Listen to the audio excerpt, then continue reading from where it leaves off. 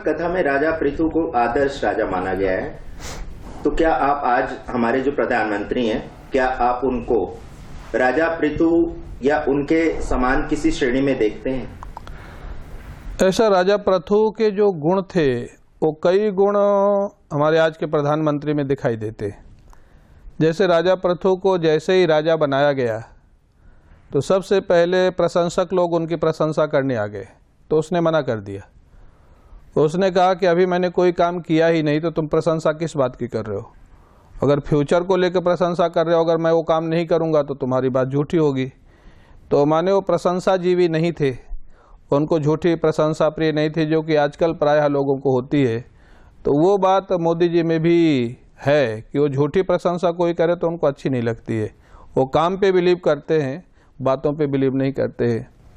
दूसरी बात राजा पृथु में थे कि वो राजा बनते ही पहले देखा कि प्रजा को क्या कष्ट है और उस कष्ट का उपाय क्या है। तो उन्होंने साधना करने से पहले भी प्रजा का कष्ट को, क्योंकि राजा का पहला कर्तव्य है प्रजा के कष्ट को दूर करना, तो उन्होंने देखा जो भी अव्यवस्थाएं थी, ऊंचे नीचे पहाड़ थे, घाटियां थी, उनको बराबर करके गांव बनाया, शहर बनाया, नगर बनाया, लोगों को रहने का तरीका सिखाया।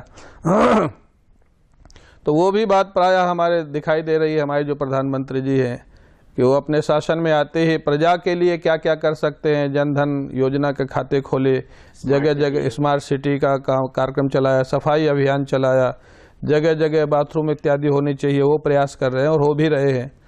तो प्रजा का काम पहले उन्होंने किया, और प्रजा जब व्यवस्थित हो गई तो महाराज पृथु भगवान की साधना करते थे, सत्संग करते थे, संतों का आदर करते थे।